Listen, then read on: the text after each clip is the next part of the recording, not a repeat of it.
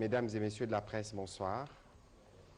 Très heureux de vous retrouver une nouvelle fois dans le cadre de ces briefings presse que nous organisons depuis un bout de temps.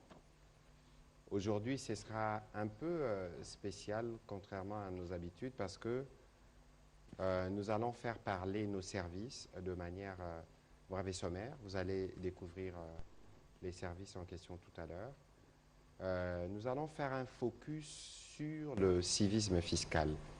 Vous avez vu que le week-end passé, le président de la République lui-même était au Palais du Peuple pour donner le ton à une campagne qui vise à rétablir le lien entre le citoyen et l'État. Je voudrais, avant que nous ne puissions entrer dans le vif de notre sujet de ce jour, écouter le président de la République dans les discours qu'il avait fait pour lancer la campagne, et nous allons revenir pour entrer dans les vifs du sujet, en accord avec la technique. Mesdames et messieurs, distingués invités, il est universellement reconnu que l'impôt joue un rôle essentiel dans le développement des nations.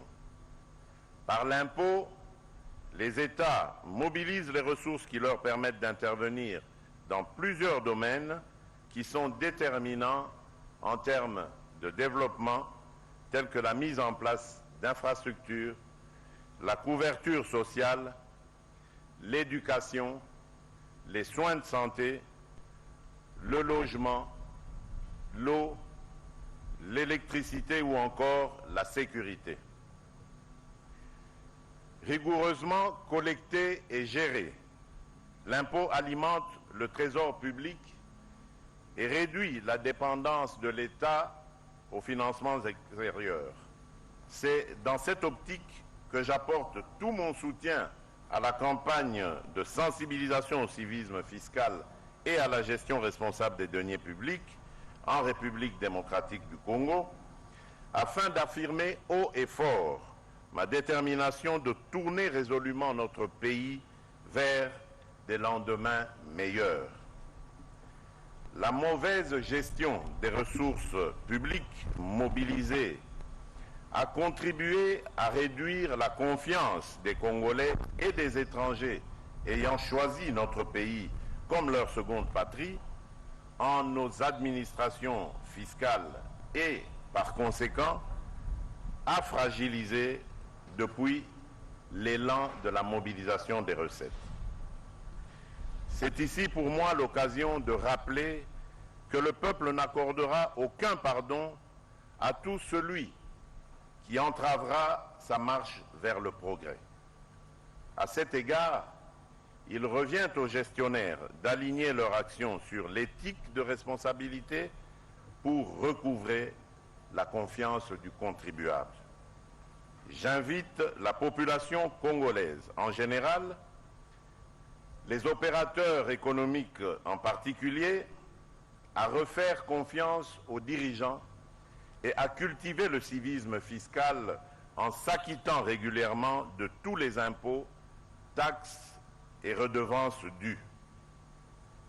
C'est de cette manière qu'ils pourront donner à l'État les moyens nécessaires pour répondre à leurs multiples attentes.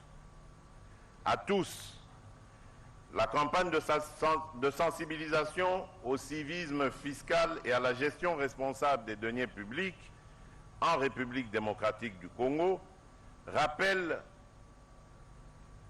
les obligations légales de paiement des impôts, taxes et redevances et les bénéfices y rattachés, ainsi que les moyens coercitifs dont peuvent user les pouvoirs publics vis-à-vis des récalcitrants pour les recouvrer.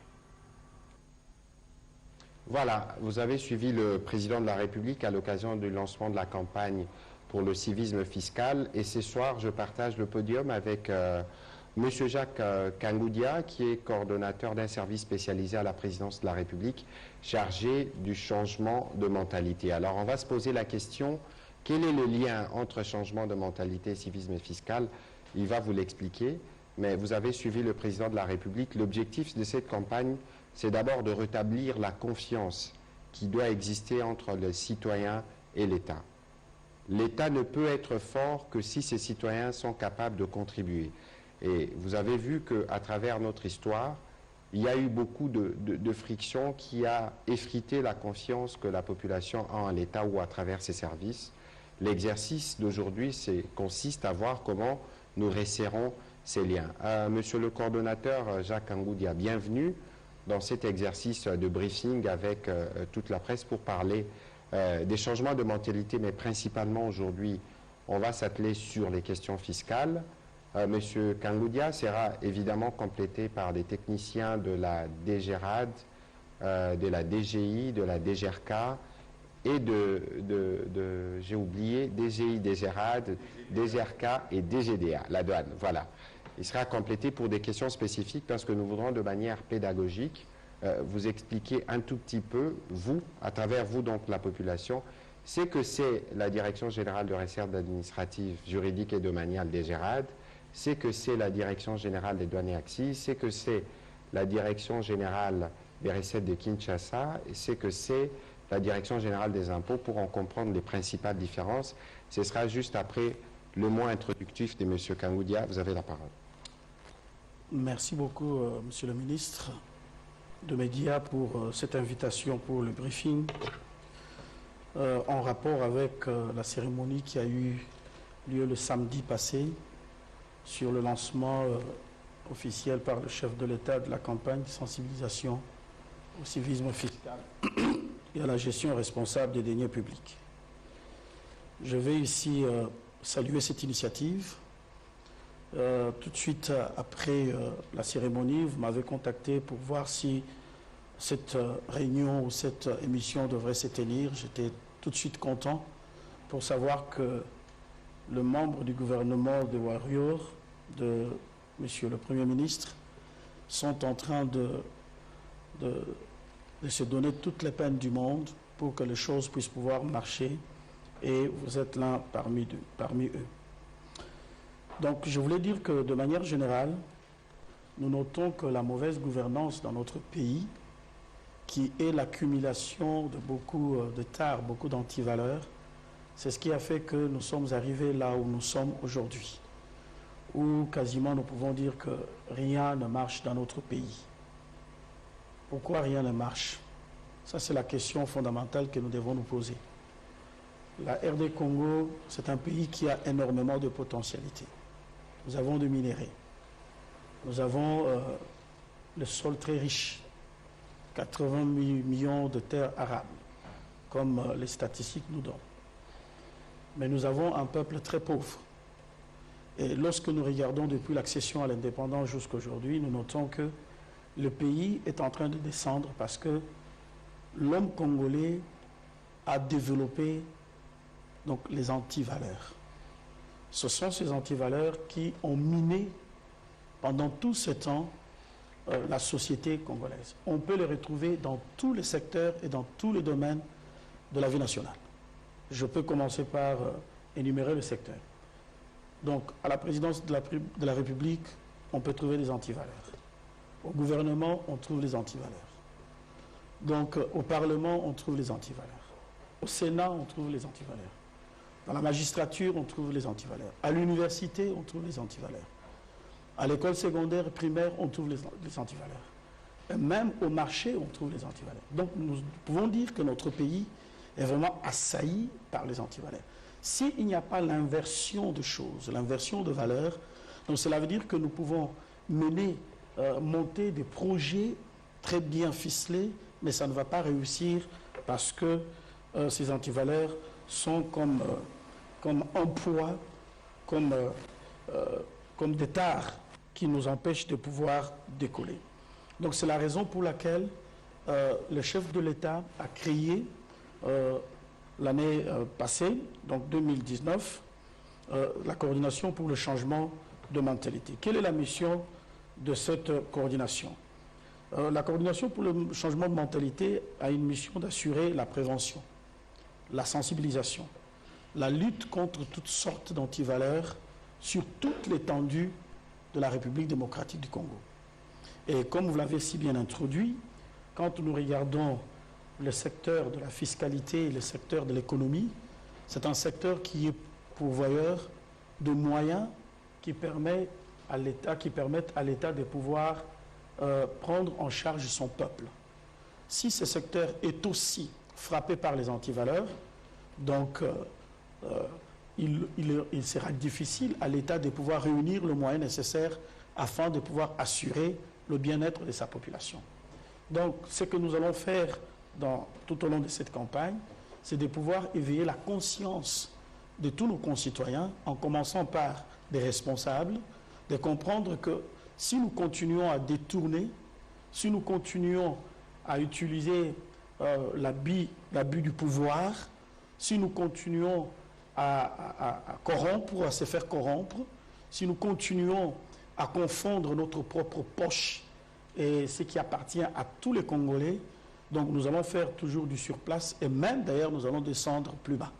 Donc cette campagne sera pour pouvoir éveiller la conscience des décideurs. Mais au même moment, rétablir la confiance entre le gouvernant, ceux qui reçoivent du peuple le moyen pour pouvoir accomplir les missions de l'État et la population qui donne ce moyen au travers des impôts, des taxes et des redevances.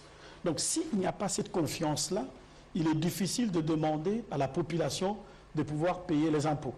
Donc il faut que la population commence à voir dans le chef des décideurs cette volonté de pouvoir assainir la gestion, donc pour que la gestion du pays devienne une gestion responsable, une gestion qui est impactée par la dimension, on va dire, de l'éthique, de la morale. On ne peut plus continuer aujourd'hui à tolérer que les gens se comportent de n'importe quelle manière en tant que responsable, en tant qu'autorité dans notre pays.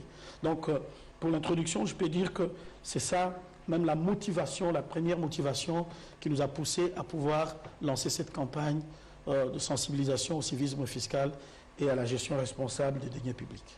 Merci beaucoup, Monsieur le coordonnateur. On aura l'occasion de revenir dans la dernière partie de ces briefings pour essayer de parler de changement de mentalité. On en parle et nous voyons tous, nous sommes témoins de ce qui s'est passé récemment, notamment avec le scandale des élèves. Il y a un besoin important de comprendre ce que vous faites pour que justement les mentalités puissent changer. Avant que nous puissions vous donner la parole, je voudrais brièvement passer la parole aux représentants de 4 services qui sont censés collecter taxes, impôts et redevances pour que vous puissiez de manière sommaire avoir une idée de comment ils vont contribuer au déroulé de cette campagne et finalement à quoi ils servent. Je voudrais commencer par la Direction générale de recettes administratives et domaniales, Madame Magui Nsambi. Nous voudrions que vous puissiez sommairement nous dire la DGRAD c'est quoi et quel est le lien, à quel moment le Congolais a un lien avec votre service qui s'appelle la DGRAD. Vous pouvez prendre la parole, oui, s'il vous plaît, en quelques minutes, comme ça peut permettre à ceux qui nous suivent à la maison de comprendre le sens de votre service et pourra canaliser les questions qui viendront des professionnels des médias. Vous pouvez juste retirer votre masque quelques minutes. Évidemment, la DGRAD a besoin d'être expliquée. D'abord, ça s'appelle la Direction générale des recettes administratives, judiciaires, domaniales et de participation. Voilà. Donc, il y a les recettes administratives, il y a les recettes qui relèvent du domaine de l'État, il y a des recettes qui relèvent des activités des cours et tribunaux. Ensuite il y a les recettes qui relèvent des participations de l'État. C'est-à-dire quand l'État opère comme une entreprise, comme une société avec les privés, il doit avoir aussi ses dividendes. Donc ce sont ces recettes qui sont encadrées par la DGRAD. Donc la DGRAD, c'est une expérience essentiellement congolaise. Il n'y a pas la DGRAD dans un autre pays du monde. C'est pourquoi, à chaque fois que nous avons l'occasion d'insister sur la DGRAD, nous nous expliquons toujours pour une meilleure compréhension. Les impôts, tout le monde sait, c'est un prélèvement obligatoire. La DGDA, on importe les marchandises, on paye, ou bien on sort les marchandises, on paye. Nous, c'est toute l'activité de l'administration.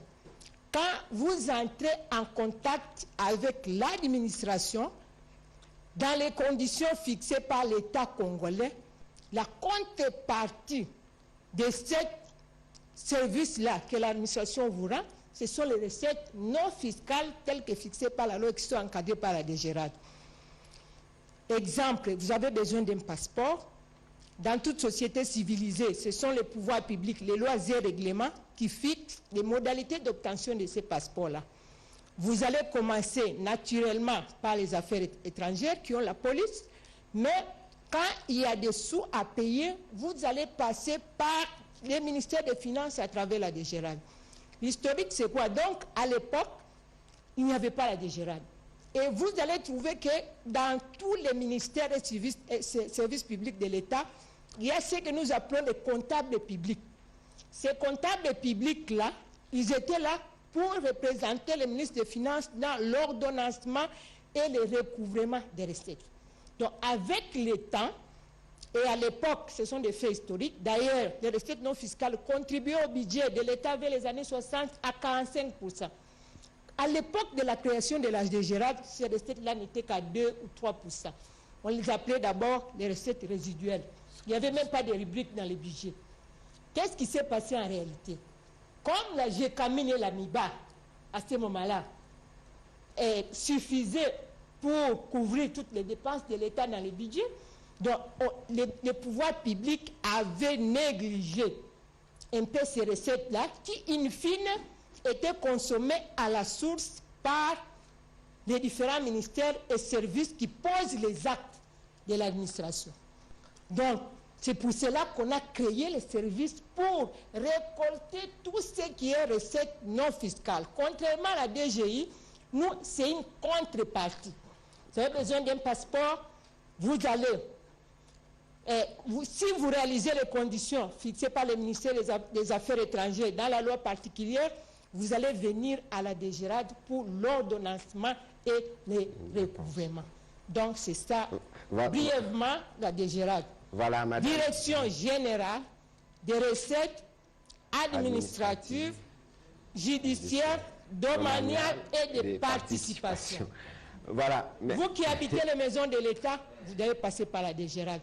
Ce sont les loyers. Les sols et les sous-sols appartiennent à l'État congolais.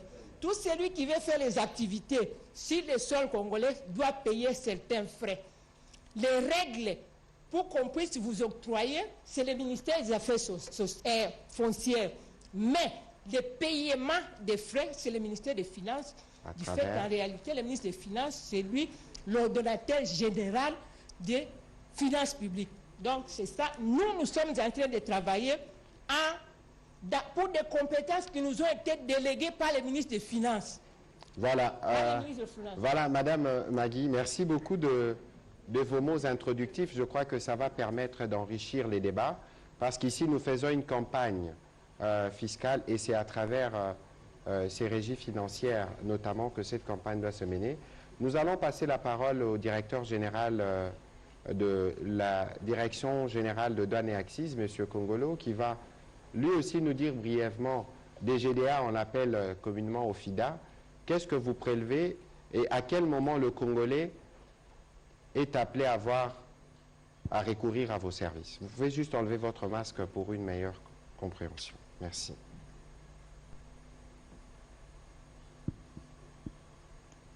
Bien, merci beaucoup.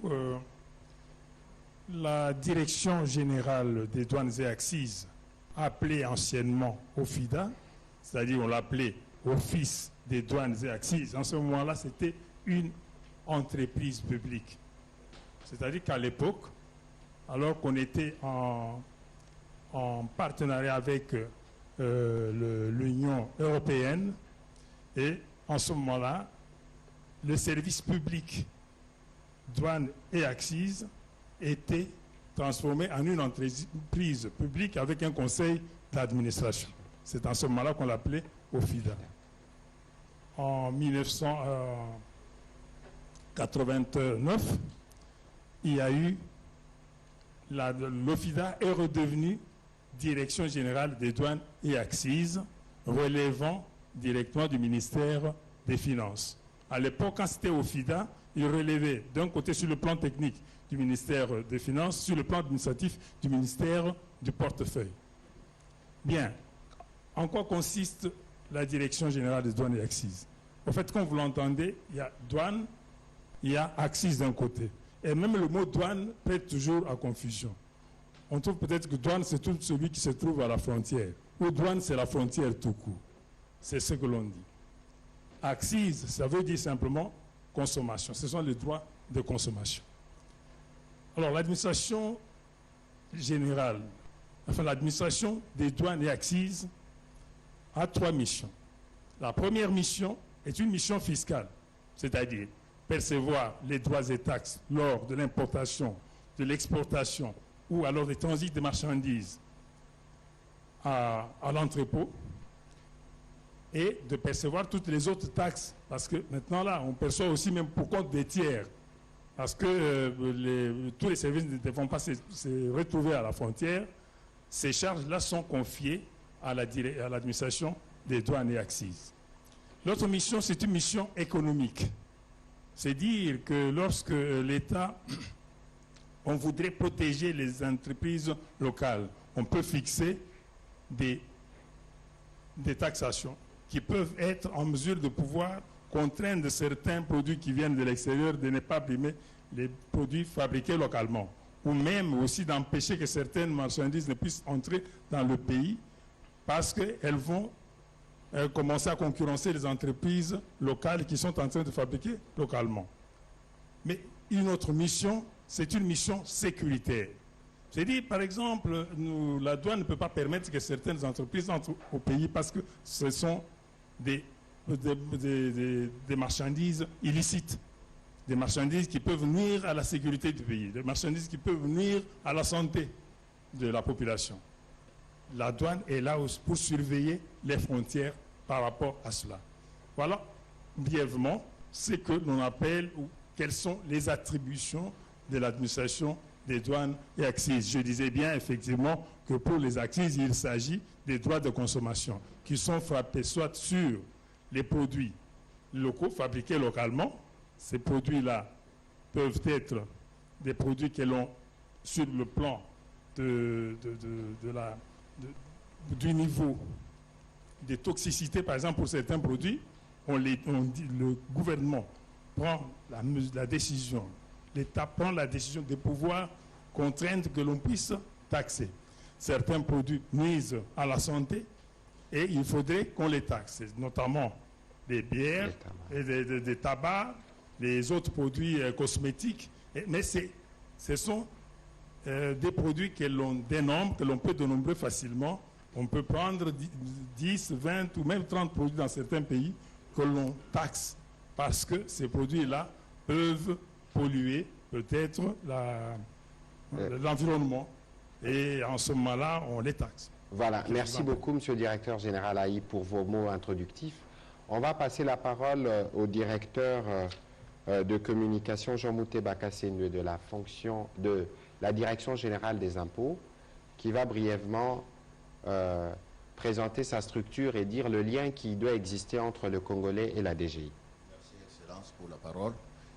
La Direction Générale des Impôts est un service public de l'État congolais qui est placé sous tutelle du ministère des Finances et qui exerce ses attributions sur toute l'étendue de la République démocratique du Congo en matière fiscale. Mais il faut noter là-dessus que cette direction, anciennement appelée direction des contributions, qui était une direction au sein du ministère des Finances et qui relevait de l'autorité du secrétariat général aux finances, mais qui en 1988 est devenue pour la première fois direction générale des contributions. C'est ça l'évolution de la direction générale des impôts. Anciennement appelée direction des contributions, relevant du secrétariat général des finances, En 1988, elle deviendra Direction générale des contributions à sa création, qui est un service public de l'État qui relève de l'autorité du ministère des Finances et qui a comme mission de collecter les impôts en République démocratique du Congo. Ça, c'est la première mission de la Direction générale des impôts. Eh bien, le terme impôt a plusieurs impôts là-dedans. Nous pourrons peut-être y revenir avec les questions des journalistes. Et la deuxième mission de la Direction générale des impôts, c'est d'assister le gouvernement en tant que conseiller sur le plan de la conception des lois, sur le plan des conventions internationales qui ont une incidence sur le plan fiscal. Et cette Direction générale des impôts va devenir en 2003 la Direction générale des impôts, anciennement Direction générale des contributions, et qui deviendra Direction générale des impôts à la suite des réformes initiées en 2003 qui ont pu changer le terme contribution en termes impôts. Voilà l'évolution historique de la Direction générale des impôts. Mais ici, il faut relever une chose. Dans la confusion, parce que nous sommes dans le cas de changement de mentalité, beaucoup même parmi nous pensent que lorsqu'on parle de la Direction générale des impôts, cela ne concerne que les entreprises. Voilà pourquoi à la Direction générale des impôts, on parle des contribuables. Un contribuable, c'est toute personne physique ou morale qui exerce une activité soumise au paiement de l'impôt. Tel que nous sommes ici, en commençant par votre autorité, nous sommes tous des contribuables. Et à ce titre, nous devons payer les impôts. Le système fiscal congolais repère un ensemble d'impôts, mais il faut noter que pour être d'abord contribuable, il faut disposer d'un numéro impôt. Le numéro impôt, c'est un identifiant qui, à la différence d'autres identifiants, que sont par exemple les numéros d'identification nationale ou les autres numéros d'identification administrative, mais c'est un identifiant fiscal qui permet à toute personne, comme je venais de le dire, personne physique, personne morale, de payer ses impôts auprès de la Direction générale des impôts. Mais le terme impôt, comme les prédécesseurs l'ont dit ici, c'est un prélèvement opéré par voie d'autorité sans contrepartie. Donc on ne paye pas l'impôt pour s'attendre à obtenir par exemple un passeport ou pour s'attendre à obtenir un service. On paye l'impôt en tant que sa contribution au développement du pays. Et tout à l'heure, le conseiller principal l'a dit, vous-même vous l'avez aussi répété, un pays fort, c'est un pays où toute la population contribue. Et à ce jour, il est vraiment inadmissible de constater que la République démocratique du Congo, qui est un pays qui a, en dehors des statistiques établies, qui disposerait d'une population avoisinant les 100 millions de contribuables, de population, puisse n'avoir dans le répertoire fiscal que 200 000 contribuables. Alors que le pays qui nous environne ici, ce sont des pays qui comptent plus de 1 500 000 contribuables. Et donc, cette campagne, comme nous l'avons souhaité, permettra à ce que, dans nos régies, qu'il y ait quand même un accroissement des recettes par rapport aux potentialités qui regorgent notre pays.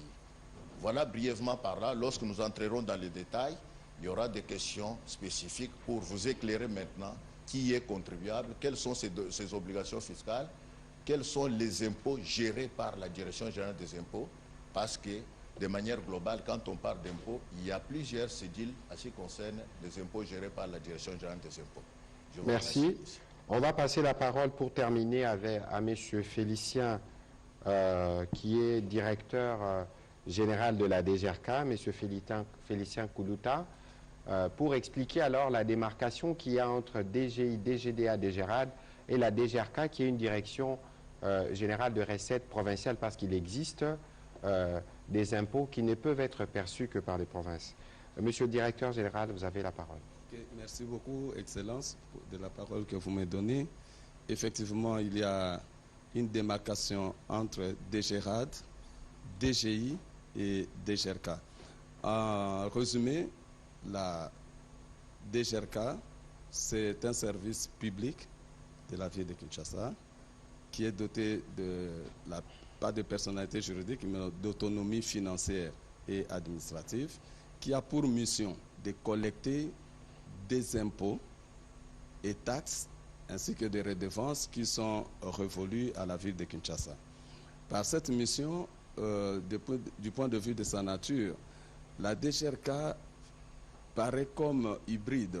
Il prend à la fois une partie des pouvoirs de la DGI en termes des impôts qui sont rétrocédés aux provinces. Et ici, je vais citer l'impôt foncier, l'impôt sur le véhicule, l'impôt sur le revenu locatif, ou les retenues sur les loyers, que nous appelons ici l'IREL et la retenue locative. Et nous avons également, j'ai parlé de l'impôt sur le véhicule et la taxe spéciale de circulation routière. Là, ce sont des impôts qui ne demandent aucune contrepartie lorsqu'on doit s'en acquitter parce qu'ils sont requis d'autorité. Non, lorsque vous avez une maison, vous devez payer l'impôt sur... Ceux qui sont concernés par la DGRK, c'est nous tous qui sommes là. Je suppose nous tous, nous pouvons avoir une propriété bâtie à travers une maison, un appartement, la villa, et nous sommes obligés de payer l'impôt foncier. Une fois par an. Une fois l'an. Et là, son Excellence, Monsieur le Gouverneur, le samedi, a exhorté tous les défaillants, tous les retardataires à l'impôt foncier exercice 2021 de s'en acquitter au plus tard le 31 décembre sans pénalité, parce que c'est un impôt annuel.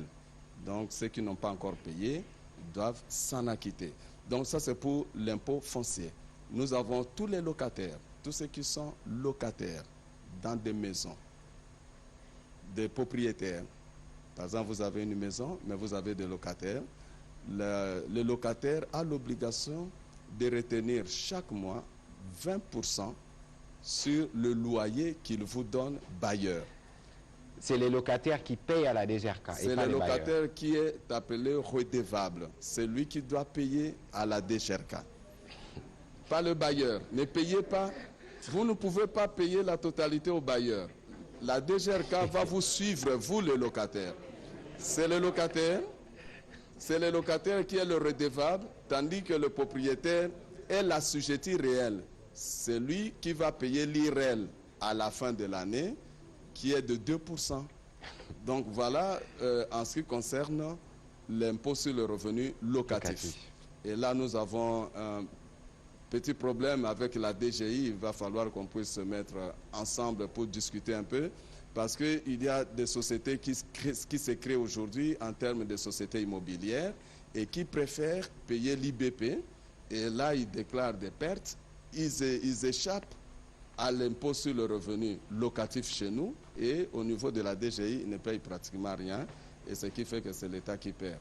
Donc, si nous pouvons entrevoir des réformes aussi dans ce sens-là, que tous ceux qui sont en société immobilière rentrent payer l'impôt sur le revenu locatif dans des provinces, ça serait une bonne affaire. Et nous avons l'impôt sur les véhicules et avec la taxe spéciale de circulation routière que nous recouvrons en termes de la vignette. La vignette, c'est l'impôt sur l'impôt sur le véhicule, c'est l'impôt. La taxe spéciale de circulation routière, c'est également un acte et nous recouvrons les deux sous forme de la vignette.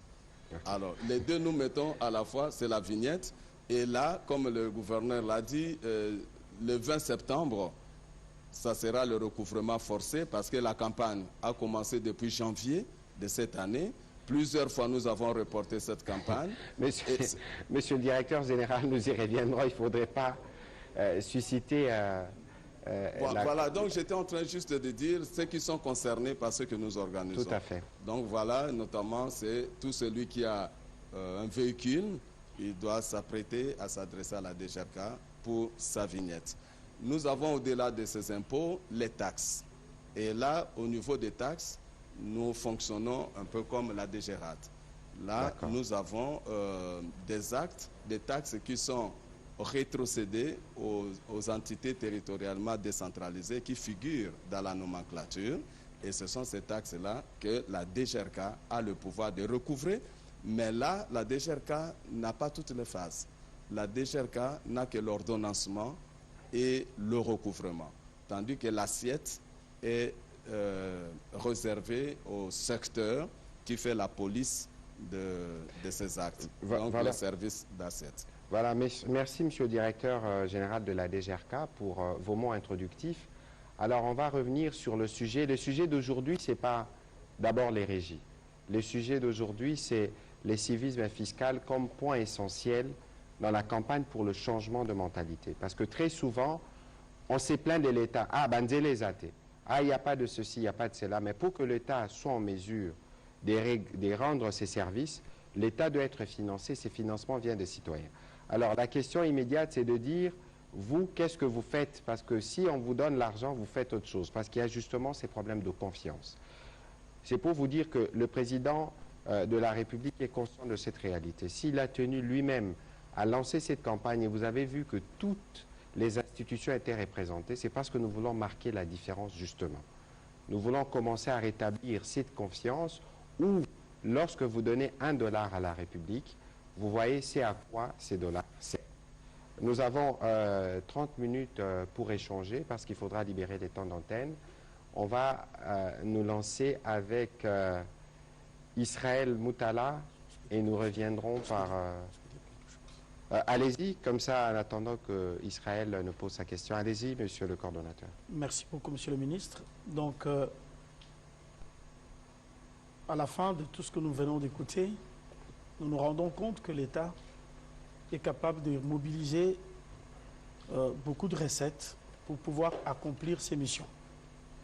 Mais quand nous écoutons les uns les autres, nous nous rendons compte que soit l'argent est pris de la source et arrivé au milieu, ça s'évaporise. Ça n'arrive pas à la fin.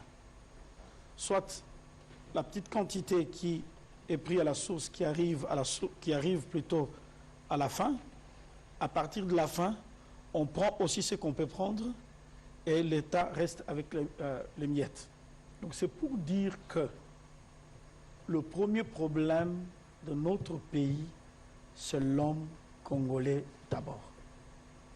Quand nous regardons le système tel qu'il est établi, les lois qui existent, les dispositions qui ont créé tous ces services montrent qu'il y avait une intelligence pour pouvoir permettre à ce que l'État ait le moyen pour accomplir ses missions. Mais l'homme qui a mis tout cela en place s'était vertué et était aussi ingénieux pour pouvoir contourner tout cela afin de pouvoir se faire le poche plein. Donc, nous avons tous la responsabilité de nous dire nous ne pouvons plus continuer à aller dans cette direction, sinon nous allons tous aller dans le mur. Tout le monde est interpellé. Le responsable, les dirigeants, le petit peuple, les économies, les sociétés, toutes les sociétés, les entreprises petites, moyennes, grandes. Nous sommes tous interpellés à pouvoir jouer chacun son rôle. Et c'est comme cela que nous allons conjurer ensemble la pauvreté dans notre pays et nous serons un pays capable de pouvoir se mesurer avec d'autres pays. Merci. Question, Israël Moutala. Merci, monsieur le ministre, pour la parole. Ma première question s'adresse à monsieur Kangoudia. Il a fait une première campagne sur le changement de mentalité. Apparemment, c'est un échec. Rien n'a changé dans la société. Quelles sont les garanties que cette campagne sur le fisme fiscal va aboutir? Parce qu'il y a plusieurs pesanteurs. Première pesanteur, les dirigeants eux-mêmes ne font pas la transparence sur leur salaire. Voilà, ça veut dire que le président lui-même n'avait pas donné son propre salaire lorsqu'on lui avait posé cette question. Il y a cette opacité autour des salaires des dirigeants qui n'incite pas au civisme fiscal. Il y a des problèmes de corruption, il y a des problèmes aussi de la structure du budget. Pourquoi les gens vont payer l'impôt quand on sait que 90% des recettes qu'ils vont collecter vont aller alimenter le train de vie de l'État en termes de salaire et de fonctionnement et que 10% seulement seront consacrés à l'investissement. La campagne de changement de mentalité n'a pas marché au niveau des dirigeants. Tous les dirigeants ont des véhicules bâchés alors que c'est illégal. Ils se comportent en hors la loi. sur les chemins en prenant tout ça. Donc nous sommes dans une société corrompue mentalement et ça n'a pas changé. Et qu'est-ce qui vous dit que ça changerait aujourd'hui, surtout qu'on touche au nœud du problème qui est la richesse, qui est l'argent. Et mes deux dernières questions, des petites questions, c'est aux responsables de régie financière ici. C'est par rapport, comment peuvent-elles se rendre utiles dans cette campagne pour le civisme fiscal? On sait aussi que une partie du problème, ce sont les régies. Quand vous allez dans les régies, le personnel est mal payé et le personnel lui-même est corrompu, le personnel lui-même fait parfois des malversations financières. Donc la question aussi se trouve au niveau des régies. Et enfin, quels sont les mécanismes pour sécuriser les deniers publics qui sont mis en place chez elles pour éviter le coulage? La chaîne e-recette jusqu'à aujourd'hui date d'avenir, il y a toujours des pesanteurs. Donc on comprend que sur la question de l'argent, en RDC, c'est une opacité totale. Les vraies réformes ne sont pas faites. Voilà les vrais problèmes. Merci. Merci. Pour des besoins de méthodologie, toutes les questions qui seront destinées aux régies seront enregistrées. Parce que si chaque fois ils doivent répondre au ping-pong tel que nous les faisons, nous n'aurons pas assez de temps. Donc, les questions destinées aux régies seront enregistrées et ils répondront une fois pour toutes quand la parole leur sera donnée. Vous pouvez, Cordon, vous pouvez répondre. Nous répondons au ping-pong ici. D'accord, il n'y a pas de souci. Merci beaucoup, Monsieur le Ministre. Merci, Monsieur Israël Moutala. Vous avez dit que la première campagne de changement de mentalité n'a pas réussi. Je voulais savoir laquelle. Non à la haine tribale, non à la violence, toutes les affiches dans la ville. Voilà, je n'ai pas vu le civisme routier. Merci. Tout ça, absolument. Et petite anecdote. Merci, j'ai compris la philosophie. Au fait, les affiches telles que vous les aviez vues, c'était tout simplement une façon de pouvoir annoncer les différentes campagnes qui vont se suivre. Donc, jusque-là, on attendait le moyen pour pouvoir aller à l'action. On va dire que la première campagne que nous avons commencée sur terrain, c'est la campagne au civisme routier. Et cette campagne, nous ne pouvons pas dire que nous avons tout réussi, mais nous pouvons dire que nous avons aidé la population à comprendre que, aujourd'hui, si nous nous y mettons tous, les choses peuvent changer. Partout où nous avons placé nos volontaires et qui sont en train de travailler aux côtés de la police et qui interpellent les usagers de la route, nous voyons que certaines personnes changent. Je vais donner l'exemple.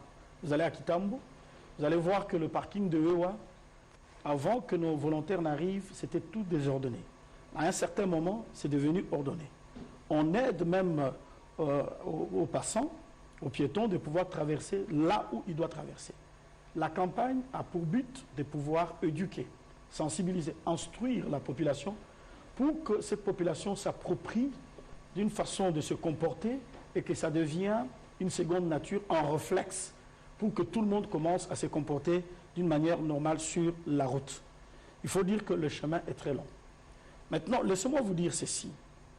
Le changement de mentalité, avec 14 personnes qui composent cette structure, avec face à la réalité difficile que nous avons tous connue et que nous connaissons tous, l'inversion de mentalité, ça fait 60 ans que ça continue. Vous ne pouvez pas demander à ce que ça soit fait par une structure qui n'a que 14 personnes et qui, excusez-moi, avec un budget, parce que Covid est passé par là, parce que les recettes n'arrivent pas, donc un budget qui n'est pas vraiment à la hauteur de ce que nous sommes censés faire, de pouvoir produire quelque chose. Mais maintenant, M. Moutala, vous devez aussi comprendre que le changement de mentalité, ce n'est pas une question d'une structure, mais c'est une question de tout un peuple. C'est une question de toute une population qui s'est dit, depuis longtemps, nous avons agi de cette façon. Il est temps maintenant que nous pouvons changer la façon de faire les choses. Nous ne pouvons pas attendre arriver à une destination différente du moment que nous continuons à faire les mêmes choses comme par le passé. Donc c'est très important de pouvoir le savoir. Nous allons continuer à nous battre avec les organisations non gouvernementales, avec les églises, avec tous ceux qui sont déterminés et qui ont compris que l'heure du changement est arrivée pour que nous puissions commencer à faire quelque chose. Il faut un début. Et ces débuts-là, nous pensons que c'est aujourd'hui. Nous avons lancé le samedi. Je n'ai pas appelé le ministre des Médias pour pouvoir lui dire est-ce que vous pouvez m'accompagner? Lui-même m'a envoyé un message pour dire, je veux vous accompagner. Donc voilà, donc il a compris que c'est une question de la République et non pas une question d'un service spécialisé qu'il peut être. Pour ce que vous avez dit, quelle est la garantie que celle-ci va réussir? Mais ça va réussir parce que vous allez être pris à contribution. Vous n'allez pas continuer à penser que c'est quelque chose qui vient de la CSM, Coordination pour le changement de mentalité. Moi, Israël Moutala, en tant que journaliste, j'ai un rôle à jouer. Quel est le message que je dois communiquer pour que le peuple puisse pouvoir s'en approprier afin que tous ensemble nous puissions changer? Nous allons changer. Pourquoi? Parce que les régies financières sont là déterminées pour que nous puissions changer. Le Premier ministre, j'ai eu un entretien avec lui avant le lancement de la campagne. C'est un homme qui est résolument déterminé à ce que les choses changent dans ce pays. J'ai rencontré quelques ministres qui sont déterminés à pouvoir changer la façon de faire les choses. Donc, vous comprenez que nous sommes en train d'aller vers la tête qui s'engage dans quelque chose comme responsabilité avec éthique et morale pour que les choses ne puissent plus être comme c'était dans le passé. Et nous croyons qu'un pas peut appeler un deuxième pas, peut appeler un troisième pas. Donc voilà, le premier pas a amené l'homme sur la Lune. Et nous croyons que le premier pas que nous venons de faire, ou le deuxième pas avec cette campagne, ça va amener le changement. Et nous sommes déterminés avec le chef de l'État pour que ça puisse changer les choses. Maintenant, je vais conclure par ceci. On ne peut pas attendre le changement dans une année pour un pays qui a sombré pendant toutes ces années. Mais nous sentons déjà ceux qui étaient en train de dire Congo et Kobongaka, jamais. Si vous êtes attentif, vous n'entendez plus ce discours-là. Les gens sont en train déjà d'avoir de l'espérance, de croire qu'un jour, parce qu'il y a des signaux que le chef de l'État pose, que le gouvernement pose, qui montrent que nous sommes en train d'aller dans la bonne direction. Avec les recettes que nous avons connues ces derniers temps, où les régies financières nous disent qu'il y a eu donc, des recettes qui se sont accrues. Ça montre qu'on est en train de fermer les robinets. L'IGF est en train de faire le travail de traquer tous ceux qui sont en train de mal gérer l'argent qui appartient à tous les Congolais. Et nous sommes avec l'IGF dans cette campagne en train de traquer. Demain, ça va changer et nous allons voir que ce pays va redevenir un pays normal comme tous les autres pays. Jérôme Sekana, mais entre-temps, je crois que la question du changement de mentalité, c'est une question qui nous concerne tous, comme le cordon l'a dit. Mais lorsque le président de la République s'implique, c'est parce qu'il faut rappeler un certain nombre de fondamentaux sur lesquels une société doit être construite. Notre société, elle est en crise. L'école est en crise. La famille est en crise. Les hommes politiques qui sortent de ces familles et de ces écoles sont tout aussi en crise. Mais nous avons l'avantage de reconnaître cette crise et de commencer à y travailler pour en sortir. C'est même là la sensibilité ou l'importance d'avoir cet échange franc avec vous qui êtes les vecteurs sociaux pour que nous tous nous puissions comprendre. La coordination ne fait qu'un travail de relance des idées, mais ce sont des choses que nous sommes censés apprendre à la maison, l'éducation, à l'école, l'instruction, à l'église, les enseignements. Jérôme Sekana, pour votre question. Merci, Excellence, pour la parole. Je suis un homme heureux. Tout simplement parce que, enfin, le gouvernement va nous rejoindre dans ces combats que nous menons depuis 25 ans dans ces pays. Je n'ai pas de questions pour les régies. Tout simplement parce que, aujourd'hui, toutes les régies financières sont pilotées par des professionnels. Et toutes les assignations, les plafonds des assignations explosent. Parce qu'on compte, on apprécie un responsable des régies par la mobilisation des recettes. Mais par contre, j'ai une question pour les coordonnateurs et deux questions pour vous. C'est dommage que peut-être votre collègue des finances n'est pas là, mais vous représentez le gouvernement. C'est une première d'une longue série, il sera là. Je vous couvre de fleurs, monsieur le coordonnateur. Mais nous devons faire très attention, il ne faut pas que nous puissions rater les décollages. Nous n'avons pas droit à l'erreur. Vous savez, il y a de l'expertise dans ces pays en termes de sensibilisation sur les civismes fiscaux. C'est pour la première fois dans l'histoire de ces pays où le gouvernement met sur la table 7 500 000 $ américains pour une campagne de civisme fiscal. C'est pour la première fois dans ces pays où on voit le gouvernement, les chefs de l'État, tout le monde est mobilisé. Mais j'ai comme l'impression qu'il y a quelques ratés déjà au départ. Sur base de quoi vous avez sélectionné les 10 médias qui doivent vous accompagner, dans la mesure où vous n'avez pas fait une enquête médiamétrique. Le ministre qui est à vos côtés n'a pas encore fait l'enquête médiamétrique. Est-ce que vous avez la cartographie psychosociale du civisme fiscal en République démocratique du Congo?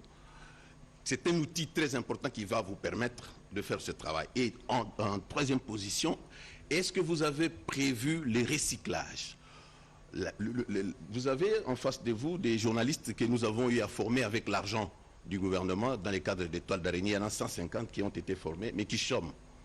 Est-ce que vous avez prévu des gens qui peuvent essayer de vous accompagner et qui maîtrisent la chose au lieu de tâtonner? Alors, côté gouvernement, la campagne a 2 volets. Depuis qu'on a commencé, j'ai comme l'impression que nous nous intéressons beaucoup en ce qui concerne les civistes. Mais il y a ce que nous appelons, nous tous, vous et nous, la gestion responsable des deniers publics. Lorsque vous avez, au niveau des institutions qui sont extrêmement budgétivores, 90% des recettes mobilisées sont consommées pour des dépenses de prestige au niveau des institutions. Vous avez un conseiller principal du chef de l'État qui touche plus de 20 millions de francs congolais, alors qu'un policier touche 250 000 francs congolais. Un inspecteur des finances qui touche 10 000 $, alors qu'un enseignant touche 250 000. Il y a injustice et ça viole l'article 58. S'il vous plaît, monsieur le ministre. Ça viole l'article 58 de notre Constitution qui dit que tout Congolais a le droit de jouir des richesses de cette nation et l'État doit en garantir une redistribution équitable. Question. Le Premier ministre... Jérôme, s'il vous plaît, Bon, s'il vous plaît, c'est un exercice pédagogique. La question principale a été posée, je vous répondrai. Permettez aux autres... C'est une question que je vous pose, monsieur le ministre. Le Premier ministre a décrété ce qu'on a appelé la réduction du train de vie des institutions. Nous, au niveau des toiles d'araignée, nous avons compris que pour permettre à ce que les gens rétablissent la confiance, il faut réduire ce train de vie de plus ou moins 50%. Train de vie des institutions. On peut commencer à vous répondre, s'il vous plaît. On pourra continuer par après, mais ce qui est vrai est que pour rétablir cette confiance-là, le gouvernement doit faire patte blanche. Les institutions doivent arrêter de faire des dépassements de plus de 2000%. Alors, il faut que nous soyons méthodiques si vous voulez que nous puissions être efficaces. J'ai donné la parole à 2 journalistes, c'est 6 ou 7 questions. Alors, si nous voulons être sûrs que tout le monde participe, souffrons que chacun de nous pose une question. Comme ça, ça nous permet de répondre. Le sujet, il est vaste.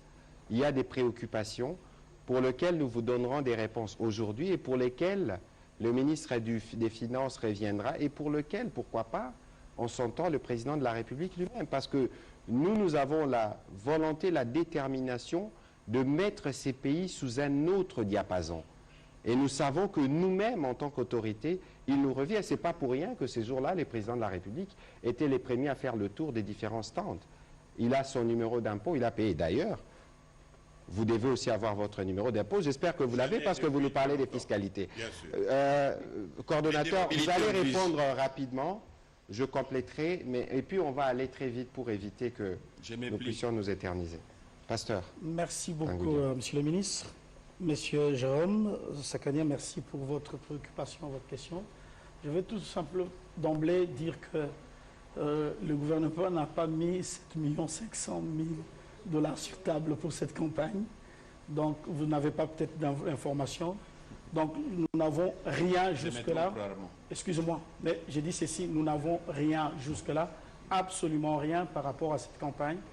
Nous avons fait le budget que nous avons déposé, mais nous n'avons absolument rien. J'ai dit 0 sur cette campagne dont vous avez parlé. Donc vous pouvez vous tranquilliser. Lorsqu'il y aura l'argent, on pourra le dire, parce que nous voulons être exemplaires, nous allons donner l'exemple. Je pense que là, vous devez vous apaiser. La deuxième préoccupation, nous sommes trop petits pour que nous puissions prétendre qu'à nous seuls, nous allons organiser cette campagne et pouvoir l'amener à bien jusqu'au bout. Vous serez surpris que vous êtes répertoriés dans ceux qui vont venir nous accompagner selon votre expertise pour pouvoir accomplir dans votre secteur ce que vous pouvez faire pour que nous puissions avoir la réussite qui ne sera pas la réussite d'un service spécialisé, mais la réussite de la République. Parce que la victoire sera la victoire du peuple congolais et non pas la victoire d'un individu. Donc nous avons à peu près une cinquantaine de parties prenantes. Ceux qui ont participé à l'élaboration des termes de référence, ceux qui ont participé aussi à la validation des termes de référence. On a pris en compte tous les services presque. Donc ces jours-là, le samedi, je n'avais pas le temps de pouvoir lire devant tout le monde les différentes parties prenantes, ceux qui vont participer à cette campagne-là, mais vous serez invités. Donc nous n'avons pas de prétention et nous ne pouvons pas prétendre faire quelque chose, surtout dans le domaine dont nous n'avons pas l'expertise. Donc c'est très très important de savoir, vous serez pris à contribution et tout le monde sera pris à contribution. C'est la raison pour laquelle vous voyez, ce soir, nous sommes là avec M. le ministre, mais nous avons les experts dans les questions fiscales qui sont venus pour pouvoir répondre, parce que nous ne pouvons pas répondre comme eux. Donc c'est très important de pouvoir le savoir. La campagne vient d'être lancée. Monsieur le ministre, si vous permettez, je vais dire deux petits mots sur la méthodologie que nous sommes en train d'adopter. Il y aura des conférences avec les églises. Il y aura des conférences avec les médias. On va avoir tous les médias, un séminaire avec tous les médias. Le ministre, d'ailleurs, nous en avons parlé, donc il peut me paraphraser avant-hier là-dessus. Nous aurons la conférence avec les conférences ou bien les séminaires avec les leaders d'opinion, donc les artistes et tous ceux qui ont une influence sur un groupe de gens donc, qui sont derrière eux. Donc nous aurons des séminaires avec des étudiants qui sont en train de finir pour aller embrasser les carrières donc professionnelles ou bien qui veulent devenir des chefs d'entreprise et consorts. Donc nous aurons des séminaires ou des conférences dans les écoles pour pouvoir donc, travailler sur les mentalités à préparer une génération qui va être une génération spontanée à payer les impôts. Donc on va toucher tous les secteurs. On va avoir des conférences avec des décideurs. Donc les régies financières, on aura des séminaires avec les régies financières pour pouvoir leur permettre à pouvoir encore davantage travailler pour accroître les recettes. Donc avec la Banque centrale, on aura... Donc rassurez-vous, même la NER sera à contribution. La DG... Avec moi, toutes les institutions politiques payent leur hyper. Merci. Voilà, on va donner la parole au DGRK. À la DGRK pour 1 minute. Répondez à Lingala. Question à Zulu les Aïna Lingala, je crois. Hein? Oui, ndeko Zulu, ce qui au Bimina Lopango, aux alaki locataires, et qu'aux alliés déjà répertoriés dans la base de données, il y a DGRK, il faut signaler. Au signaler au comité d'administration fiscale que Naza sous locataire Kunate, na bo tindelanga sous ba relance te ce qui nazo futate. Donc il faut signaler, c'est une obligation. Et puis ceux qui osent encore locataire, mais osent en retard, il y a qu'à déclarer. Les défauts de déclaration, on a au retard, ils ont sanctionné na amende. Moutmousous a une question, journaliste Moussous, question ya koye ba ceux qui bakoki côté à charge il y a impôt sur le revenu locatif, na charge il y a bailleur T. Au lieu de la charge, il y a locataire, parce que le bailleur bazo lingate que le locataire va défalquer un bon pour bafoutre. C'est une question d'exigence légale. Et ça, le texte est singi que locataire azala redevable. Locataire redevable, il y a retenu sur le loyer. Le bailleur, lui, il est assujetti de l'IREL et il paye 2% l'an. Chaque mois, le locataire défalque 20%. Mais ceux qui boyo kanibino moko na bailleur, que bailleur à l'obinga mutuna band au pesanga mbongo nyoso, menga na bando futa nga moko ba impoana, à ce moment-là, lui va payer le 22%. À ko futa 2% te, nakofuta 22% sur revenu nyonso azwa kimbula mobimba. Voilà. Merci. Ça illustre que les débats doivent continuer. Aujourd'hui, on a commencé. Parce que il faut savoir que, Jean-Ric, $1 dépensé dans cette campagne fiscale peut générer 100, 150, $200.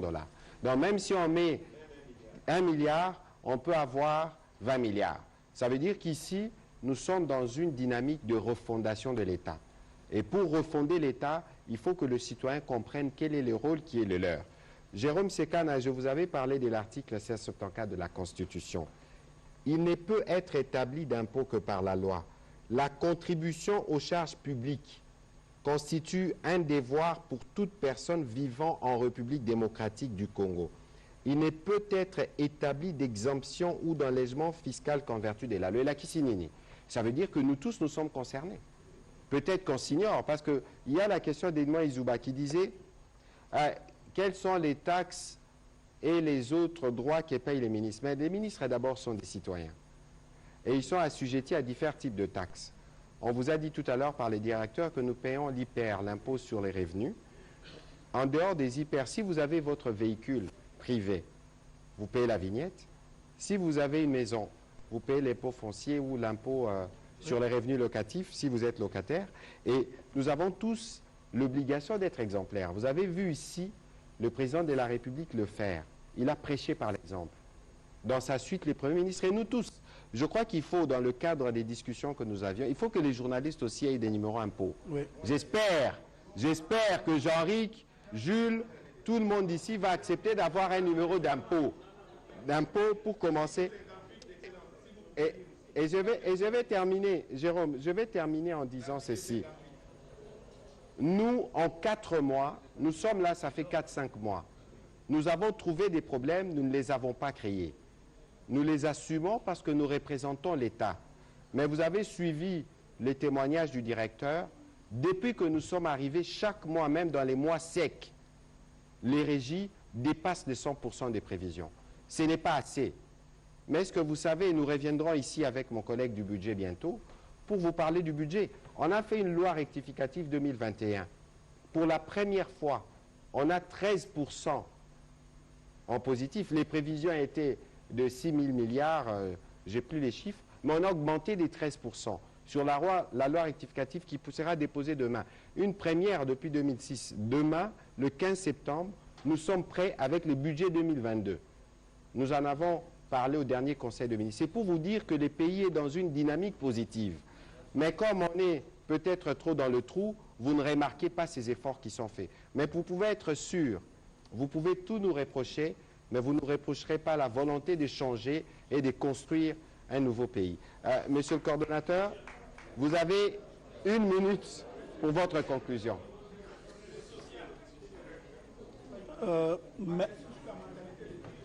Merci beaucoup, Monsieur le ministre, pour m'accorder 1 minute pour conclure.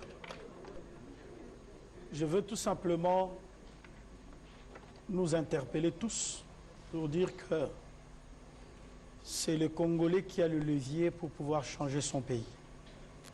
Si du moins nous prenons l'engagement de pouvoir changer notre façon de faire, de nous comporter. Et j'ai beaucoup aimé le DG Kabila qui était en train de Congolo qui était en train de donner un exemple ici de marchandises qui ne peuvent pas traverser par elles-mêmes. Mais les embouteillages que nous avons, ce ne sont pas des véhicules qui se créent des embouteillages. C'est des individus qui sont dans des véhicules qui créent 4-5 bandes et qui créent les embouteillages. Est-ce que vous allez me dire que même là, c'est le décideur, c'est l'État qui est en train de créer les embouteillages? Non. Lorsque nous voyons le sextep qui passe, ou ceux qui sont censés aller à l'université l'année prochaine, après avoir, je ne sais pas si c'est le cas, présenter les examens d'État, ils s'adonnent à ces pratiques-là. Est-ce que c'est le gouvernement? Donc c'est la faillite de toute une société. Et nous devons nous regarder tous dans le miroir pour dire qu'est-ce que je peux faire pour que mon pays change. Je dois commencer par changer avant d'exiger les changements à l'autre. Voilà, on va terminer cette rencontre. Je crois qu'il y a encore un besoin d'approfondir. Quelqu'un avait parlé des ordures qu'on voit dans la rue. Ce n'est pas l'État qui vient jeter les ordures dans la rue, c'est les citoyens. Il faut considérer que nous tous, nous sommes interpellés et que nous tous, nous avons la responsabilité. Je vais terminer en lisant un passage biblique. Romains 13, 2. C'est pourquoi celui qui s'oppose à l'autorité résiste à l'ordre que Dieu a établi. Et ceux qui résistent attireront une condamnation sur eux-mêmes. Ici, merci.